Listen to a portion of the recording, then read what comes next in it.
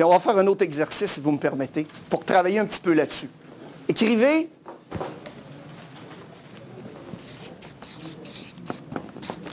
le mot « quoi ». Puis à côté du mot « quoi », écrivez ce que vous faites. Donc, qu'est-ce que vous faites dans votre travail? J'ai des restaurants ici, donc quoi? Je fais de la restauration. J'ai un restaurant. Donc, écrivez qu'est-ce que vous faites. Votre tâche. Je suis directeur général de. Je suis comptable.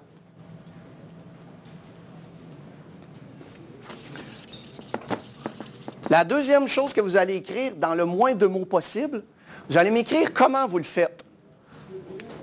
Je vais vous donner un exemple.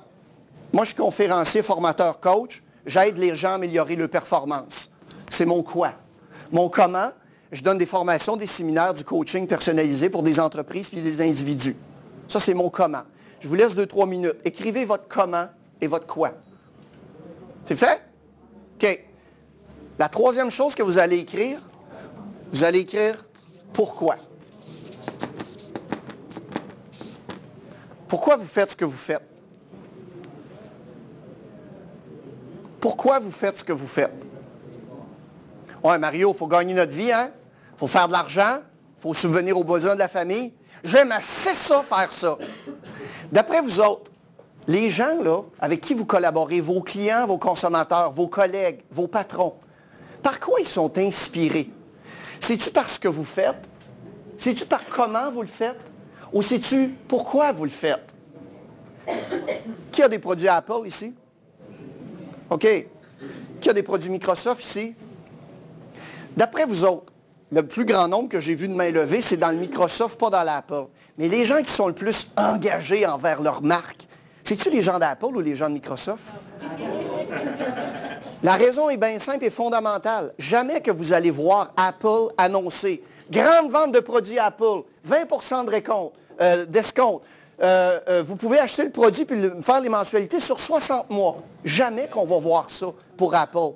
Mais on vous le voit, par exemple, pour Microsoft. Parce que Steve Jobs, il a bâti sa compagnie en sachant le pourquoi, ensuite le comment et finalement le quoi. Alors que la plupart des vendeurs de Dell, de Microsoft, se disent quoi faire, comment le faire, puis vous devriez l'acheter nous autres parce qu'on est fin, on est beau, on est les meilleurs, on donne du service à la clientèle. J'ai un exemple à vous donner de ça qui nous vient de l'histoire. Est-ce que vous connaissez ce gars-là? S'il y a quelqu'un qui connaît ce gars-là, je lui donne un cadeau. Là. Sérieux, là. Il s'appelle Samuel Pierpont Langley. Aucune chance? Un indice. Un indice? Il est mort.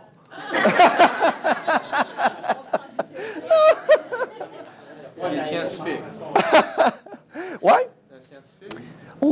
À la fin des années 1800, ce gars-là, on lui a donné 50 000 $ pour créer une machine volante, pour inventer un avion. Il y a eu 50 000 $ de l'armée américaine. Hein? C'est vrai? Hein, mon doux. Cadeau. Pouvez-vous y faire passer? mais même, ça vaut une main d'applaudissement. Vous allez voir tantôt pourquoi. OK. Il y a eu 50 000 $ de l'État américain, de l'armée américaine, pour inventer une machine volante. OK? Puis pour l'aider, on lui a dit, on va lui donner toutes les chances de réussir. Juste avant, la plupart du temps, quand les gens ne réussissent pas en affaires, ils mentionnent souvent 3 raisons. Puis dites-moi si vous en connaissez d'autres. Ils vont tout le temps dire c'est parce que je n'avais pas une bonne personne. J'avais pas une bonne personne. Les conditions économiques, hein, c'est le marché qui est tombé.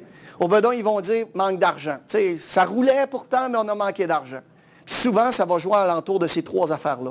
Fait que ce gars-là, il a eu 50 000 $. À la fin des années 1800, on va vous dire que c'est un gros paquet d'argent.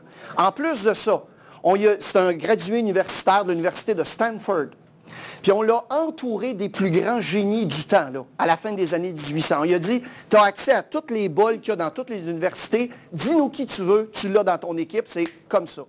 Puis à la fin des années 1800, c'est le début de l'ère de l'industrialisation. Fait que contexte économique, la pédale au plancher, ça roulait aux États-Unis. Puis ce que vous devriez, c'est pourtant une centaine de milles plus loin, il y a 2 gars d'une shop à bicycle, aucune éducation, ils réparent des bicycles à pédale. Ils ont à peu près 4-5 employés qui sont loin d'être des gradués universitaires. Ils ont à peu près 0, comme dans Ouellette, d'argent à inventer. Ces deux gars-là s'appellent les frères Wright. Parce que les frères Wright savaient pourquoi ils devaient faire ça. Parce qu'ils avaient compris qu'une machine volante, ça allait aider l'humanité à évoluer. Tandis que lui, ce monsieur-là, il le faisait pour l'argent. Savez-vous quand est-ce qu'il a démissionné, ce monsieur-là? Il a démissionné exactement le 17 décembre 1903. C'est répertorié si vous allez dans Google. Savez-vous pourquoi il a démissionné cette date-là? Parce que c'est la journée que les frères Wright ont embarqué d'un avion avec un homme, conduire un avion puis faire le premier vol. Parce que lui n'avait pas compris le pourquoi. Le pourquoi, c'est faire le plus d'argent possible. OK. Puis, savez-vous quoi? Il y en a qui réussissent. Mais là, je vous demande de vous poser une question. Vous en avez tous connu un ou une personne comme ça, qui était juste là pour l'argent. À quoi ça ressemblait? Ça vous tentait-tu de vous garrocher à l'eau pour cet individu-là? Non. Moi, je m'excuse de vous pointer, monsieur, mais il y a quelque chose que j'ai souvent entendu parler de vous. Puis la dernière fois qu'on s'était vu dans le monde de Toyota, c'est votre enthousiasme, votre dynamisme. On ne se connaît pas beaucoup, mais il y a une chose que je suis convaincu, c'est que quand il se lève le matin, il ne doit pas se demander c'est comment faire plus d'argent. Il connaît la nature de sa business parce qu'il inspire son monde, puis ils ont le goût d'embarquer dans son bateau. Fait que s'il y a une chose que vous devriez revenir, si je peux me permettre, dans les prochains jours, des prochaines semaines, trouvez votre pourquoi. Parce que les gens vont vous suivre à cause de ça.